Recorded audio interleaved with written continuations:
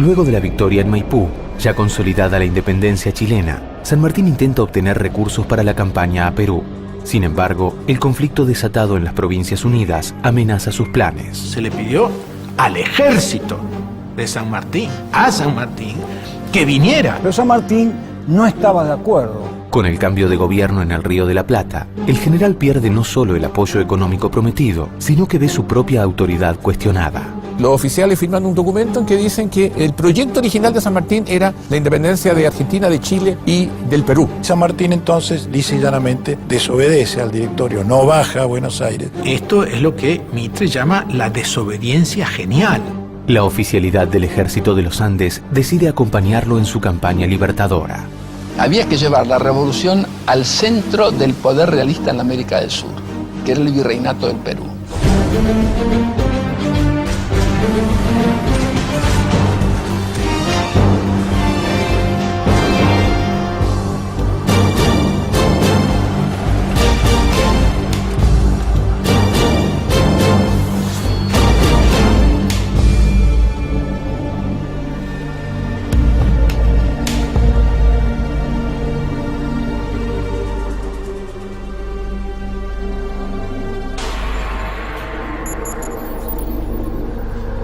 Luego de la firma del Acta de Rancagua, con el apoyo del gobierno chileno, comienzan los preparativos de la expedición a Perú.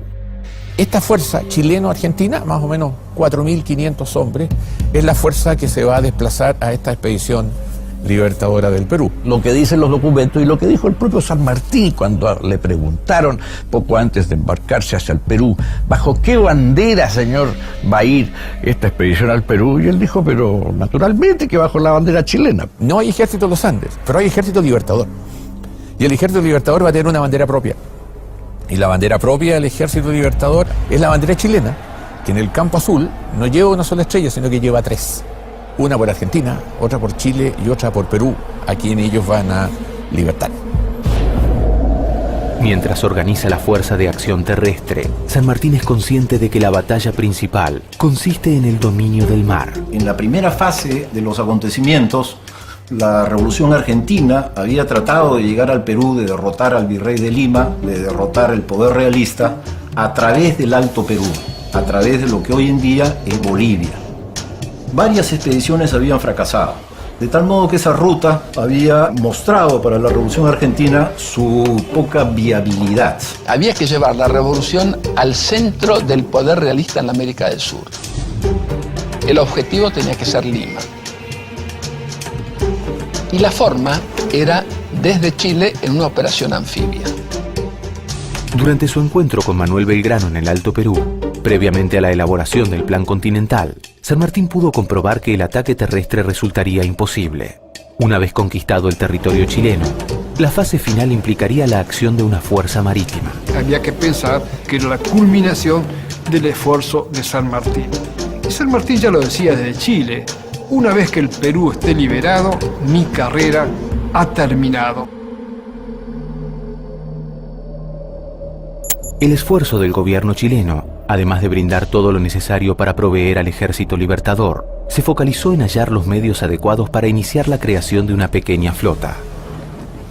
San Martín y O'Higgins llegan a la decisión de empezar a trabajar sobre la formación de una escuadra de guerra efectiva a fin de poner en marcha el Plan Continental trazado desde 1814. De allí que la expedición libertadora al Perú sea la tercera fase del Plan Continental y la parte donde entra lo marítimo en la concepción de San Martín. La formación de la escuadra en Chile es algo muy particular. No contaban con absolutamente ningún buque. En 1818, el gobierno de O'Higgins logra una serie de préstamos en Londres que le permitieron iniciar el armado de la escuadra, con la adquisición del navío San Martín, la corbeta Chacabuco, la fragata Lautaro y el bergantín Araucano. Las Provincias Unidas, mientras tanto, habían retirado todo su apoyo al plan. Cuando se hizo el estudio original del proyecto, se iba a financiar a medias. La crisis argentina impide que Argentina pueda apoyar económicamente. Todos están con muchos problemas ya. Entonces Chile se encuentra que tiene que financiar solo la expedición. resulta tan imposible plantear al esfuerzo de la Escuadra Libertadora del Perú como chileno, como sería tan igualmente injusto plantear que fue un ejército argentino el que llegó a Chile. Fueron todos los mismos hermanos de visión, hermanos en la visión de una independencia de América, que lucharon y sangraron en pos de conseguir esta victoria, esta visión final. 1818. San Martín destaca tropas para combatir el pillaje que asola el sur de Chile, iniciando una campaña que se conocerá como la Guerra a Muerte, pues en los combates no se tomaban prisioneros. En mayo, las tropas del Ejército Libertador se dirigen a Quillota para empezar su adiestramiento. En octubre, se inician las acciones de la Escuadra Naval al mando de Manuel Blanco Encalada. La primera Escuadra Nacional chilena, que es enviada al sur bajo el mando de Blanco Encalada para impedir una expedición que provenía desde España con transportes cargados de tropas, es plenamente exitosa. Con 29 años, Blanco Encalada logra capturar a la María Isabel en la bahía de Concepción y capturar al resto de los transportes que vienen desde la península ibérica. A pesar de estos logros, los altos mandos consideraban que Blanco Encalada no contaba con la experiencia necesaria para dirigir la expedición marítima al Perú. Blanco Encalada no tiene la experiencia que pretende el gobierno chileno para una operación de tanta magnitud. Y se piensa en la figura de un oficial inglés con mucho prestigio y con experiencia de guerra. Me refiero a Lord Thomas Cochrane. Se contrata a Cochrane, quien es ya el marino profesional que va a convertir esta primera Escuadra Nacional en una marina, cosa que es completamente distinta. En diciembre de 1818, Blanco Encalada le entrega el mando de la escuadra al almirante Thomas Cochrane, conocido como el Lobo del Mar, por su atrevida y exitosa actuación en las guerras napoleónicas. La acción de Cochrane conseguirá, en poco más de un año, elevar la dotación de la escuadra y logrará una acción brillante con la toma del bastión de Valdivia. Valdivia y Chiloé eran enclaves importantísimos que todavía estaban en manos realistas cuando se proclama la independencia en febrero del año 1818, es decir, un año después de Chacabuco. Cochrane se toma Valdivia y eso significa que priva a los realistas de su base de operaciones en Valdivia. Ahora solamente queda Chiloé como punto de apoyo trascendente, digamos, y libera las manos de una parte importante del ejército patriota para empezarse a preparar para la campaña al norte.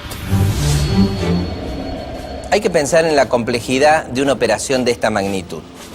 4.500 hombres que tenían que ser trasladados desde Valparaíso hacia el Perú. Tenían que llevar barcos de guerra con todos los pertrechos militares que les permitieran operar después en tierra. Durante 1820, la escuadra chilena que emprendería la expedición a Perú estaba conformada por 17 navíos de transporte, 12 cañoneras y 9 buques de guerra. El buque insignia, la fragata O'Higgins, de 1.200 toneladas, poseía 50 piezas de artillería. El Ejército Libertador contaba con 4.000 soldados y casi 600 oficiales. El general en jefe era San Martín y Gregorio Las Heras se desempeñaba como jefe del Estado Mayor.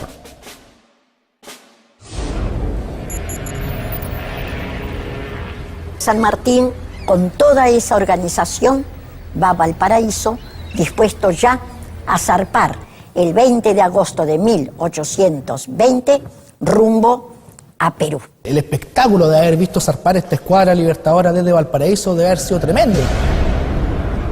Ver esta cantidad de buques con las embarcaciones debe haber sido un espectáculo notable, digamos, y lamentablemente muy poca gente recuerda eso en la historia chilena.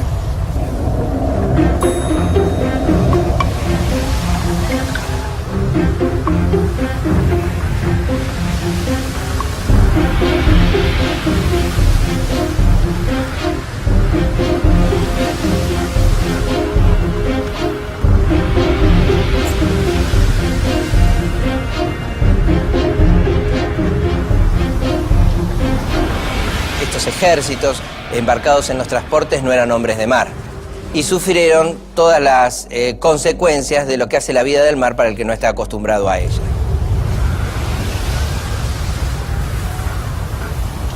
Por lo tanto, esta gente, digamos, cuando estaban al cuarto día de navegación y lo agarraba, digamos, un viento sur que era bastante violento, digamos, en el mar abierto, eso minaba la moral y mucha gente, yo creo que inclusive, de haber pensado seriamente en desertar en el primer puerto. Por lo tanto, Cochrane aplica lo que se aplicaba en la Marina Británica, que era que cuando la escuadra navegaba no tocaba puerto. Los hombres en general en buques de guerra y de esta naturaleza van hacinados, tienen muy poco espacio para moverse. Los olores son realmente insoportables. Por un lado, por los caballos, más de 800 caballos iban embarcados en estos barcos. Por el otro lado, el ganado vivo, que va a ser carneado en función de las necesidades. A las condiciones de mar sumémosle las enfermedades, los parásitos, chinches, piojos que existían a bordo, buques que medían cerca de 80 metros y llevaban cerca de 300, 400 personas. Las despensas llenas de comida de todo tipo para poder soportar una navegación que en el fondo no se sabe cuánto va a durar.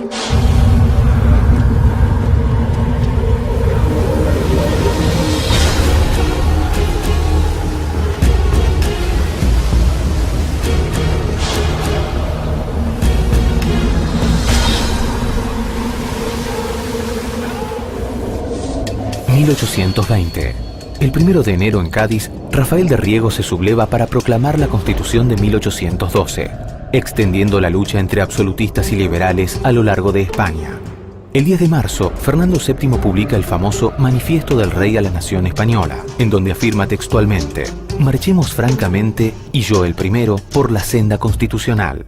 El 25 de noviembre, en América, Simón Bolívar ha proclamado el nacimiento de la Gran Colombia, una nación que incluye a Nueva Granada, Venezuela y Quito. Aunque todavía no controla el territorio por completo, su determinación obliga a los realistas a proponer un armisticio que consolida su posición. San Martín tenía alrededor de 4.600 hombres. El virrey del Perú tenía 23.000 hombres, es decir, tenía un ejército muy superior. Pero San Martín tiene una ventaja: la escuadra patriota dominaba el mar. El plan ideado por San Martín contemplaba diversas etapas. El desembarco inicial en la bahía de Paracas, al sur de Lima, permitiría el envío de una expedición al mando de Juan Antonio Álvarez de Arenales a la región de la Sierra. Una vez trasladado el resto del ejército al norte de Lima, seguirían por tierra para reunirse con él. San Martín había previsto desembarcos en distintos lugares de la costa peruana para desorientar a los realistas y obligarlos a dispersar sus fuerzas. Fingir desembarcos en distintos lugares, como la guerra de Zapa en la cordillera. En esa forma, desviar la atención, indudablemente, de las fuerzas poderosas de Pezuela. El virrey Joaquín de la Pezuela contaba con una fuerza de 6.500 hombres en Lima, a sus órdenes directas, y 4.000 soldados más distribuidos a lo largo de toda la costa y en las provincias del norte. La reserva se encontraba en Arequipa, 1.300 hombres al mando del brigadier Ricafort. En el Alto Perú, Ramírez Orozco dirigía unos 6.000 hombres, 5.000 soldados más entre la guarnición del Callao y las unidades de milicias de la capital. El total suponía un ejército de 23.000 hombres. Tras la partida en agosto desde Valparaíso, el 7 de septiembre, la flota ancló en la bahía de Paracas, donde desembarcaron las tropas de las Heras para ocupar la guarnición realista de Pisco.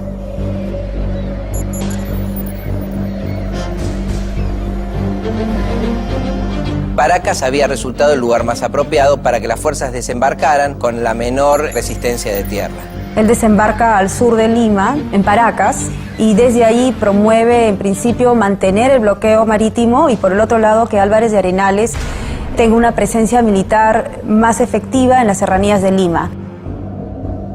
Al día siguiente, San Martín estableció allí su cuartel general y emitió su primera proclama. San Martín lanza una proclama a los peruanos explicando cuáles son las causas de la expedición libertadora y pocos días después reembarca para producir otro desembarco de mayor magnitud, es decir, mucho más grande, en Pisco, en las cercanías de Paracas, varios días después. Allí dejará el grueso del ejército al mando de Álvarez de Arenales, quien luego recibirá la orden de iniciar la primera campaña de la Sierra. Poco tiempo después, la escuadra sale de Pisco en dirección hacia el norte, es decir, pasa a lo largo de la capital del virreinato, es decir, a las alturas de Lima, en el Callao, donde es atacado el convoy por algunos buques españoles, sigue de largo hacia el norte y desembarcan finalmente en el puerto de Ancón, donde ahí sí, todo el grueso del ejército patriota que quedaba, el Estado Mayor de San Martín y San Martín, abandonan los barcos y se instalan en tierra en el territorio peruano. mientras ordena a Álvarez de Arenales que inicie un movimiento hacia el Valle de Chincha, en la región de Cañete. San Martín recibe una propuesta de iniciar negociaciones de parte del virrey Joaquín de la Pezuela. Los emisarios se reúnen a fines de septiembre en Miraflores, cerca de Lima. No es un encuentro personal cara a cara, sino es a través de intermediarios. La idea de San Martín es que el virrey acepte, ¿no?, una transformación más radical, ¿no?, que los peruanos busquen otra solución, otra vía, una alternativa en el modelo político. De parte del virrey la idea era que San Martín se retire, ¿no?, porque las reformas ya estaban en la Constitución de Cádiz. Los realistas solicitan que el Ejército Libertador reconozca la Constitución Liberal Española. Los patriotas rechazan la propuesta, pero se firma un armisticio que paraliza las hostilidades y el movimiento de las tropas hasta el 4 de octubre. Llega el 4 de octubre e inmediatamente San Martín ordena a Álvarez de Arenales que inicie su campaña a la sierra. Una de las principales acciones militares de esta campaña fue el combate de Palpa en octubre, en el que 2 compañías españolas se pasan al bando patriota. Tras obtener victorias en Nazca, Mayoc y Tarma, Álvarez de Arenales ocupó las alturas del Cerro de Pasco, donde libró una batalla memorable.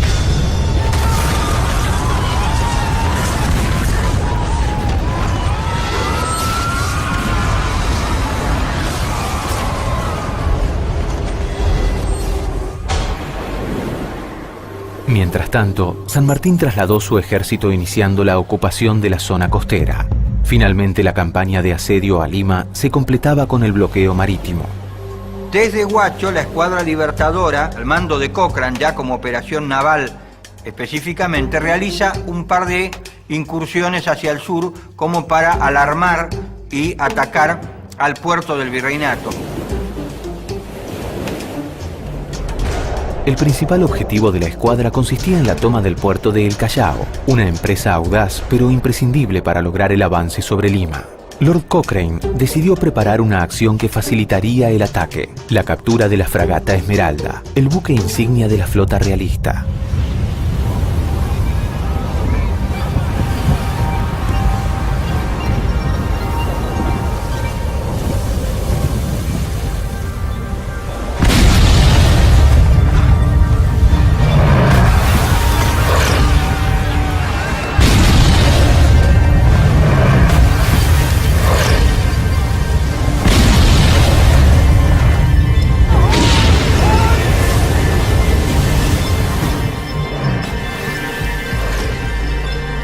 Tras conocer la noticia de la acción de Cochrane, San Martín comprende que el bloqueo a El Callao es un hecho e inicia la tarea de establecer un cerco sobre Lima. Hay una serie de eventos interesantes que suceden en ese interregno, ¿no?, entre San Martín en Huaura y la proclamación de la independencia, ¿no? Por ejemplo, hay todo un batallón de españoles que se pasan al bando patriota, ¿no?, el batallón Numancia, y eso va a ser uno de los detonantes para que los españoles sientan que están perdiendo. La idea de San Martín dio resultado. Fue ganándose de a poco a la población peruana y fue desgastando a los realistas. La situación en España, donde se consolida el nuevo poder constitucional, genera un nuevo espacio para la discusión en Lima, donde la escisión entre absolutistas y liberales reproduce el escenario peninsular. Hay una sensación de incomodidad de parte de los militares porque Pezuela no da el golpe, ¿no? Ellos se sentían superiores, numéricamente son más, tienen muchas armas, pero sin embargo Pezuela no toma la decisión de frenar a San Martín y este ejército que estaba al sur de Lima, ¿no? La Serna presenta un plan militar para aplastar definitivamente este ejército de San Martín, que no es aprobado por Pezuela. Hay un enfrentamiento entre ellos y finalmente el ejército le dará un golpe de estado en Motín de Asnapuquio, que termina con el retiro del virrey Pezuela. El 29 de enero se desata una sublevación contra el virrey Pezuela y en su lugar es nombrado virrey el general de la Serna. De la Serna va a enviar delegados a San Martín para iniciar conversaciones y tratar de llegar a algún arreglo.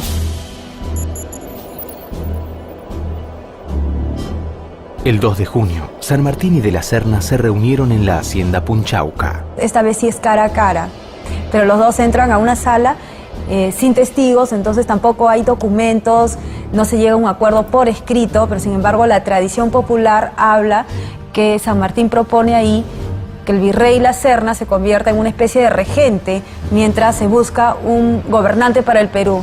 De la Serna invita a San Martín a celebrar negociaciones, en las que el jefe de los patriotas ofrece la posibilidad de establecer una monarquía constitucional, pero sosteniendo como base del acuerdo la independencia del Perú. Los realistas no pueden acceder al pedido y la negociación se frustra. Las conversaciones de Punchauca fracasan. El virrey no está para nada dispuesto a jurar la independencia del Perú. No tiene instrucciones para ello, no está en su voluntad. De la Serna propone también respeto al rey, Constitución de 1812, pero San Martín dice que nada de ello, que lo que pueden hacer es firmar un armisticio. Convencido de que las negociaciones no ofrecerán resultado, mientras espera el fin del armisticio de Punchauca, San Martín organiza dos nuevas campañas. La primera, a cargo de Miller, con sus tropas de desembarco sobre las costas del sur, y otra nueva campaña de Álvarez de Arenales a la sierra. Al mismo tiempo, moviliza el grueso de la tropa a Ancón, estrechando el cerco alrededor de Lima. El virrey considera que defender la plaza de Lima es muy complicado, porque San Martín lo ha cercado, primero estaba por el sur, después San Martín ha movido sus tropas hacia el norte, desde el norte proclama ya la independencia.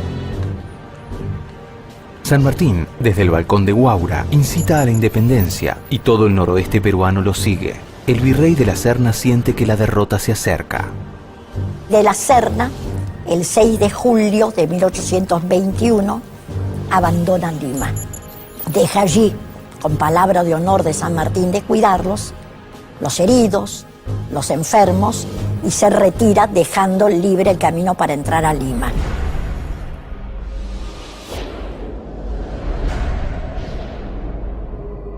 San Martín va a entrar a Lima, pero entra de noche, escondido, ¿no? Recorre la ciudad, observa cuál es el panorama y después recién su presencia se hace pública. Entonces hay una necesidad muy fuerte que esta proclamación de la independencia sea pública, como un espectáculo. San Martín entra, es aplaudido por la población cuando lo ve entrar, y el 28 de julio de 1821 proclama la independencia del Perú.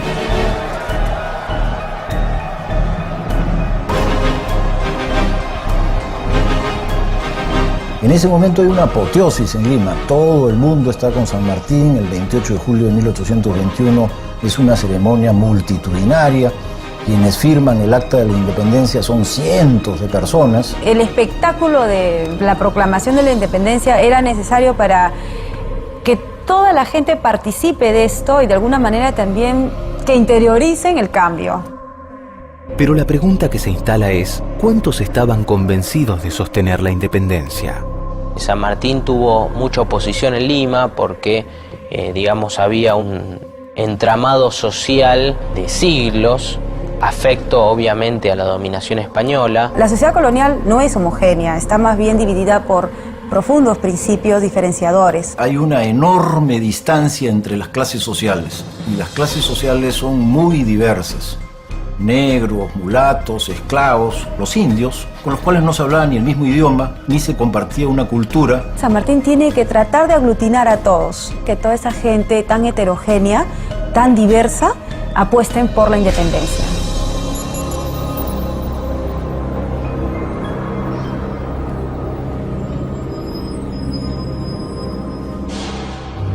Mientras en Lima se organiza el nuevo gobierno, un ejército de 3.500 hombres al mando del general Canterac avanza hacia la ciudad. La defensa organizada por San Martín desvía la marcha de los realistas, quienes se reúnen con los defensores del Callao. A comienzos de septiembre de 1821, el virrey envía a uno de sus más destacados generales, Canterac, con un ejército muy fuerte, a atacar Lima.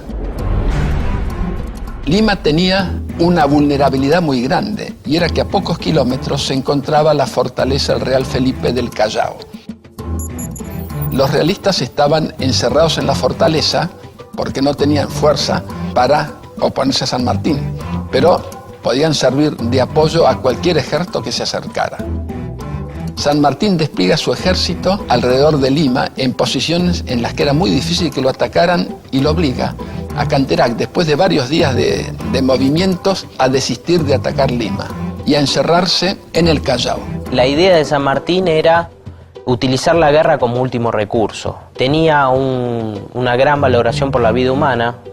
San Martín decía que solo en el campo de batalla los hombres eran sus enemigos. En la toma del Callao, en Lima, ante la presión de sus oficiales de entrar finalmente a sangre y fuego, San Martín rinde el Callao sin disparar un solo tiro. El intento de resistencia de los realistas resulta inútil, pues no disponen de víveres y municiones para soportar el asedio. El 16 de septiembre se retiran, perseguidos por las Heras, y la fortaleza cae en manos de los patriotas. Esa es una campaña ejemplar, en la que sin disparar un tiro derrotó a un ejército más importante que el de él y se tomó esta fortaleza donde había centenares de cañones y grandes depósitos de armas. Eso le da apoyo por parte de tropas que estaban allí en el Callao y también armas. Está un poquito más tranquilo San Martín. Se dedica a gobernar. Una vez declarada la independencia, San Martín recibe el título de protector del Perú. San Martín no quiere ser un dictador y entonces se escoge esta fórmula intermedia, protector. El protectorado significaba que asumía San Martín el poder ejecutivo y el poder militar, pero que no lo hacía como dictador, sino lo hacía mientras tanto no se instale un Congreso Constituyente. La reforma política llevada a cabo por San Martín durante su gestión se tradujo en una serie de medidas sociales que apuntaban a crear una nueva identidad. Otorga la ciudadanía peruana a los indígenas. Tal decreto diciendo que a partir de ese momento no eran indios, indígenas ni naturales, eran ciudadanos peruanos. Por el otro lado tiene otra medida hacia el sector de los esclavos. Se dice que a partir del 28 de julio nadie nace esclavo en el Perú. Él convoca el concurso del cual sale el himno nacional, que es el himno nacional que cantamos hasta el día de hoy. Él es el creador de la bandera, crea una nueva bandera para el Perú. La obligatoriedad del colegio secundario, una cosa completamente novedosa. Forma la primera escuela normal, organiza la Biblioteca Nacional, un conjunto de disposiciones que a lo que van es a tejer la estructura básica del Estado peruano. Sin educación, afirmaba San Martín como Bolívar, no hay libertad en los pueblos.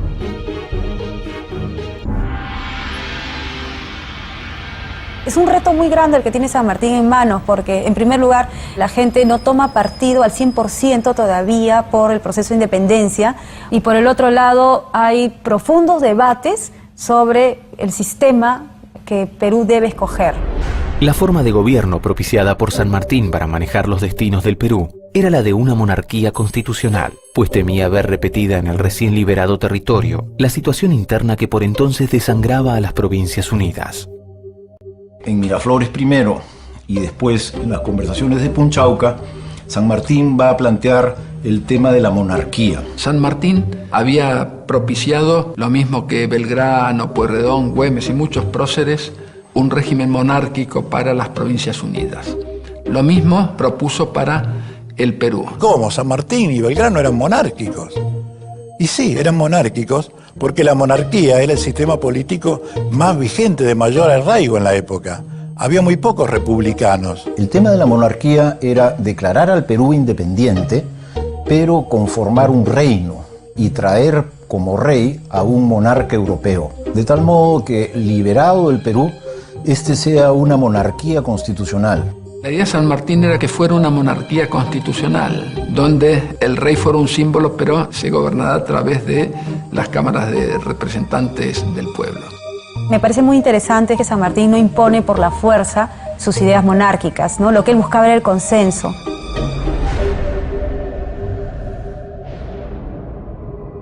Al iniciarse 1822, las fuerzas realistas que ofrecían resistencia en América se encontraban asentadas en el Alto Perú, al mando del general Canterac, y en la presidencia de Quito, comandadas por el general Aymerich. Bolívar, que domina Colombia y Venezuela ya por completo, inicia su ataque marchando hacia el sur, donde Sucre ha desalojado a los realistas de Guayaquil y se apresta a poner sitio a Quito. Bolívar tenía dos ejércitos, la Guardia Colombiana, que estaba a sus órdenes inmediatas, y el Ejército del Sur, que estaba a órdenes de Sucre en Guayaquil. En el norte, las tropas de Bolívar se encontraban detenidas en Bomboná ante la fuerte resistencia de los habitantes de Pasto. Sucre solicita a San Martín el envío de una fuerza auxiliadora. Sucre, para poder luchar y derrotar a Aymerich, pide ayuda a San Martín. San Martín, ante ese pedido, le envía unos 1.400 soldados y con ellos un regimiento de granaderos a caballo al mando de Juan Galo de la Valle. Llegan estas tropas a Guayaquil, se unen a los efectivos de Sucre y obtienen el gran triunfo de Riobamba. Se triunfa en Riobamba, se triunfa en Pichincha y esto hace que cese la resistencia realista en el territorio de Quito, es decir, la actual República del Ecuador. Vencidas las fuerzas realistas, Quito pasó a integrarse a territorio colombiano, pero Guayaquil se encontraba inmersa en una lucha de facciones que exigieron la intervención directa de Bolívar. El 16 de junio de 1822, el general ingresó en la capital y estableció a Sucre como gobernador.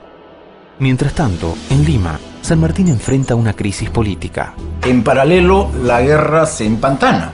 Hay una expedición militar que no tiene mayor éxito. Macacona es la batalla en la que pierden las fuerzas patriotas y esto va a ser tomado por los enemigos de San Martín como una propaganda intensa en contra del régimen. Entonces eso precipita que San Martín busque ayuda.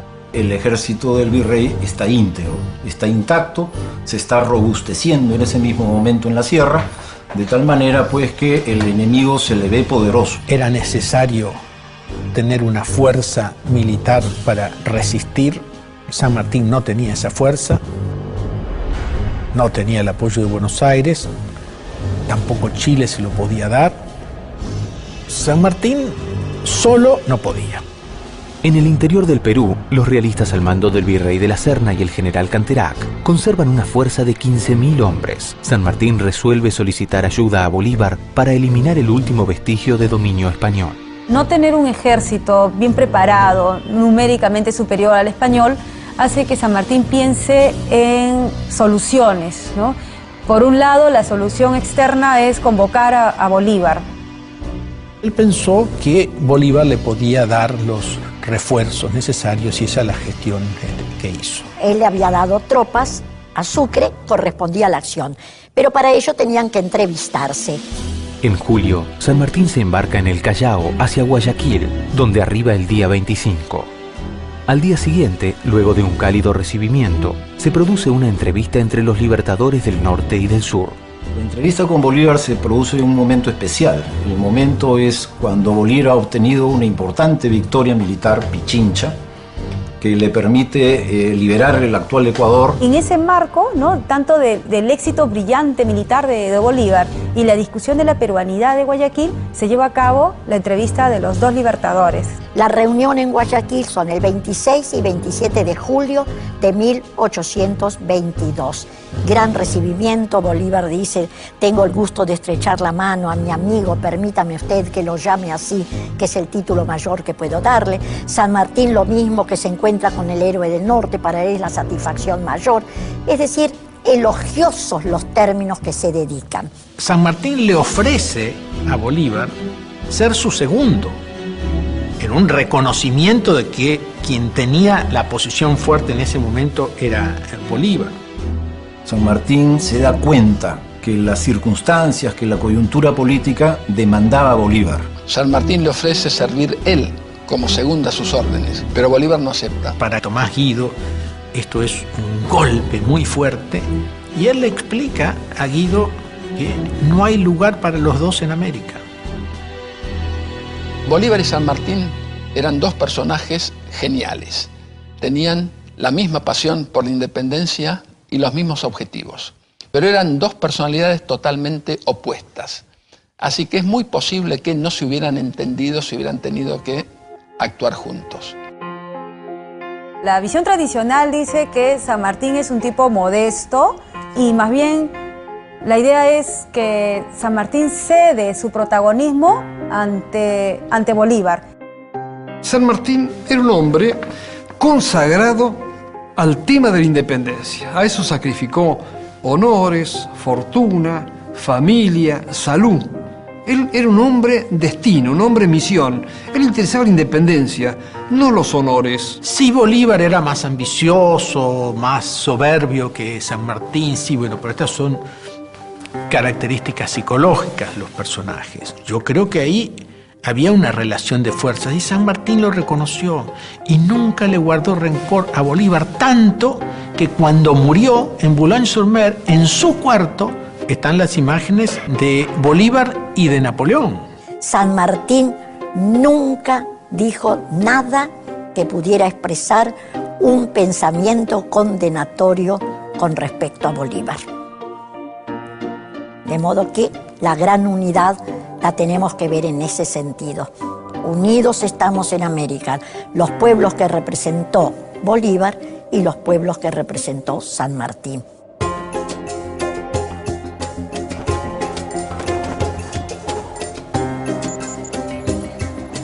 San Martín finalmente comprende que su presencia resulta un obstáculo para la unión de los ejércitos del sur y del norte.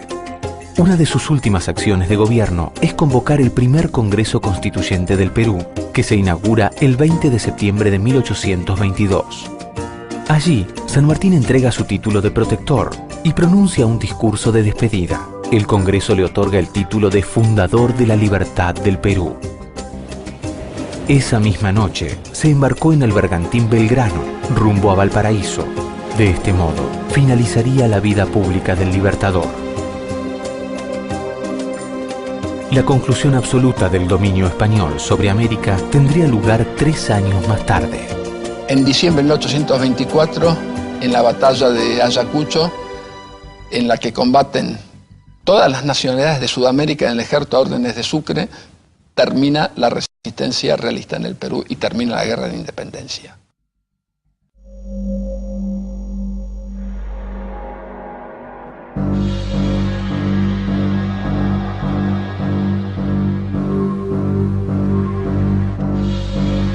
José de San Martín dedicó su vida activa a una tarea que engrandeció la historia de los pueblos americanos, la conquista de la libertad.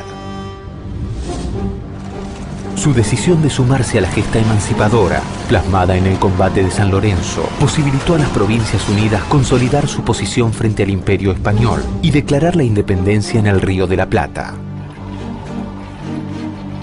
La ejecución de su plan continental, tras el cruce de los Andes, extendió ese logro a Chile. Vencedor en Chacabuco y Maipú, brilló por su capacidad para la estrategia militar, obteniendo victorias que restauraron la patria chilena para siempre.